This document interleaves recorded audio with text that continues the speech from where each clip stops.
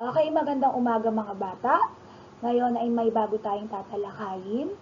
Ito ay ang mga gawaing pangkabuhayan sa ating bansa. So pag sinabi nating gawaing pangkabuhayan, ito ay tumutukoy sa mga hanap buhay o yung pinagkukunan ng hanap buhay ng bawat Pilipino. Karaniwan, nakaugnay ang hanap buhay ng isang tao sa kanyang kapaligiran na tinitirahan. Okay? So kung saan ka nakatira, karaniwan, iyon din ang iyong hanap buhay. Kung malapit ka sa kapatagan, ang hanap buhay mo ay may kaugnayan sa kapatagan. Kung malapit ka naman sa katubigan, ang hanap buhay mo ay may kaugnayan sa katubigan. Okay, ang una nating hanap buhay, yung tinatawag nating pagsasaka o pag-aalaga ng hayop. Ito ay karaniwang hanap buhay ng mga taong malapit sa kapatagan. So yung pagsasaka, karaniwan ito ay pagtatanim ng palay at ng mga gulay. Okay? So magsasaka yung tawag sa taong nagsasaka.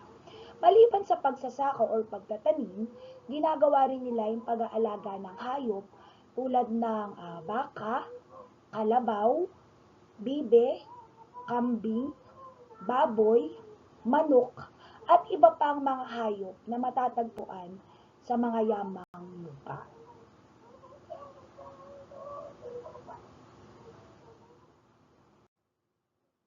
Okay, so ayan, tulad ng pagsasaka, yung pagtatanim. So maaari ding maging hanap buhay yung simpleng pagtatanim sa inyong bakuran kung saan maliban sa meron na kayong pang-araw-araw na pagkukunan ng pagkain, kapag malaki yung iyong garden, maaari kang uh, mag-pick doon or manguha doon ng prutas o ng gulay at maaari mong ibenta sa palengke. Ayan, iyan yung larawan ng mga magsasaka natin na kahit na hirap sa pagtatanim mula madaling araw hanggang hapon nananatiling mga nakangiti. So, kailangan nating respetuhin at bigyan ng suporta ang mga magsasaka na nagbibigay sa atin ng pagkain. Lalong-lalo na kailangan nating suportahan ang sektor ng agrikultura. When we say agrikultura sa English, agriculture, ito ay nangangahulugan ng sektor ng pagsasaka. Okay, ang pangalawa nating hanap buhay ay yung tinatawag nating pangingisda. Okay? So, ito naman yung hanap buhay ng mga taong malapit sa katubigan, kagaya ng dagat o ilog. So, yan. Ang Mariveles, isa yan sa mga hanap buhay ng mga Marivelenyo o yung mga tao sa ating lugar.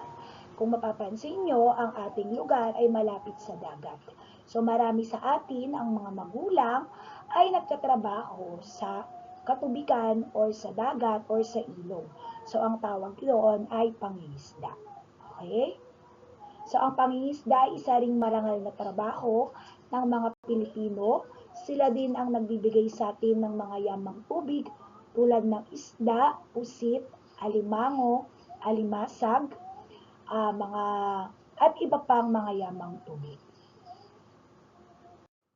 Okay, so yan yung larawan ng mga mangingisda natin na nakangiti kahit pagod sa kanilang mga trabaho or sa pamimingwit or sa paghuhuli ng isda.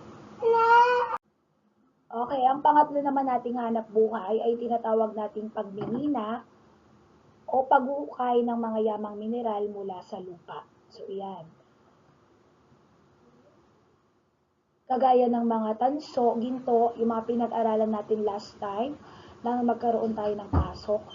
So, yung mga yamang mineral na nakukuha sa lupa, ay hinuhukay yan ng mga minero.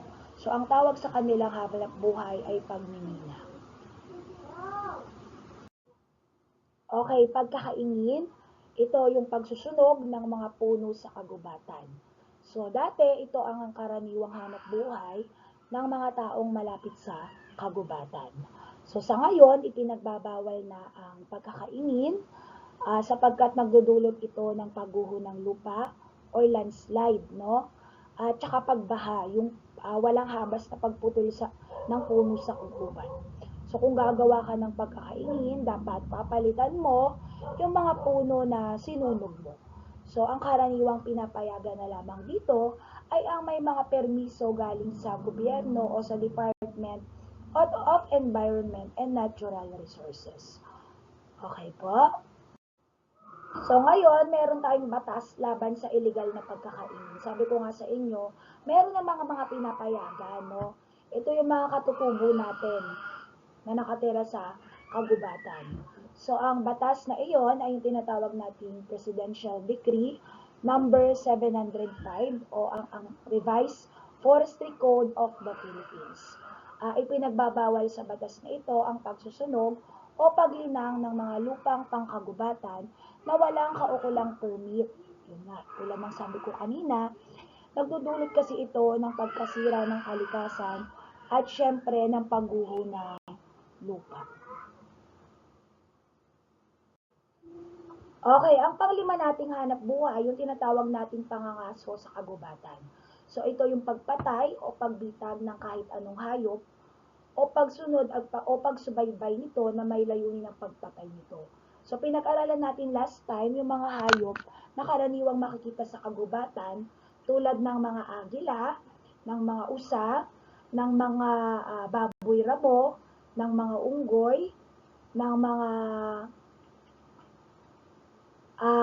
alligator o yung mga bayawak, no? Pinagbabawal yung pagpatay no ng walang permiso. Okay po? Okay, so meron na rin tayong batas laban sa illegal na pangangaso. Sabi ko sa inyo kanina, pinapayagan naman yan, lalo na yung mga katutubo natin na nakatira sa kagubatan. Yung mga katutubo kasi, yun lang naman ang kanilang pangunahing hanap buhay. So, pinapayagan sila. Pero tayong mga karaniwang tao, kailangan meron tayong mga permiso mula sa gobyerno. Okay? So, ang batas na nagbabawal sa illegal na pangangaso ay tinatawag nating Republic Act number 9147 o ang Wildlife Resources Conservation and Protection Act. Ito ay labag sa batas. Labag sa batas na ito ang paghuli, pagpatay o pananakit sa maiilap na hayop o wildlife nang walang kaukulang permit o permiso mula sa pamahalaan. Yan yung isang halimbawa ng larawan ng pangangaso. Okay, ang pang-anim na hanap buhay natin ay ang paglililok. Ang paglililok ay sinasagawa sa mga lugar na maraming bato at luwan. Ayan. So, carving ang tawag dyan. So, pwedeng stone carving, wood carving. So, yan. Okay po?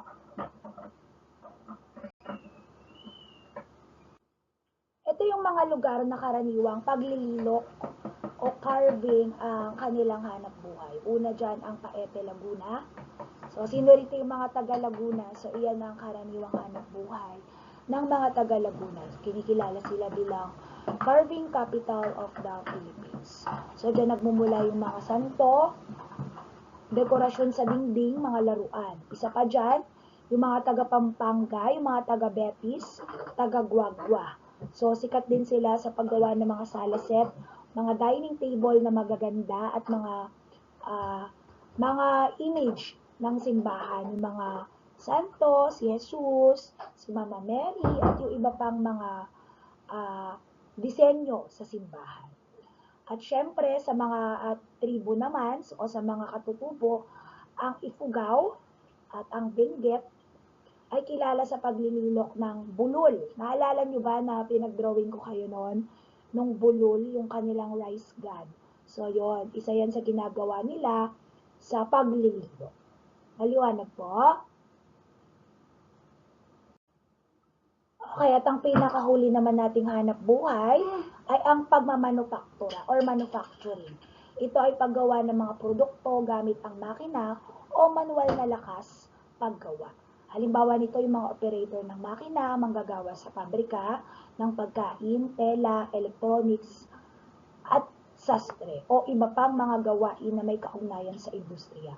So maliban sa pagsasaka, pangingisda, ang pagmamanufaktura ang isa sa mga hanap buhay dito sa Maribeles. Karaniwan sa mga magulang nyo, o sa mga nakikita ko rito sa aking paligid ay nagtatrabaho sa pabrika. Mayaman kasi ang ating lugar sa industriya. So, maraming pabrika dito sa ating lugar, no? Ito yung mga ilan sa pabrika na pag-aaralan natin. Ayan, nandyan ang Dongkin or Scout, yan. Gumagawa sila ng mga bags, kung di ako nagkakamali, yung mga bags na pang mountain, yan. Mga pang bundok, yan. Gumagawa na sila ng mga tent, yan.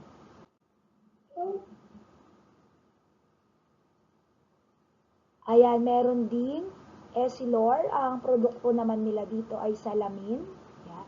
So, nakikita nyo yan pagpapasok kayo. Kung kayo ay galing sa bayan or galing kayo sa Petron, makita nyo yung Essilor, no? Nagpo-provide sila ng mga salamin.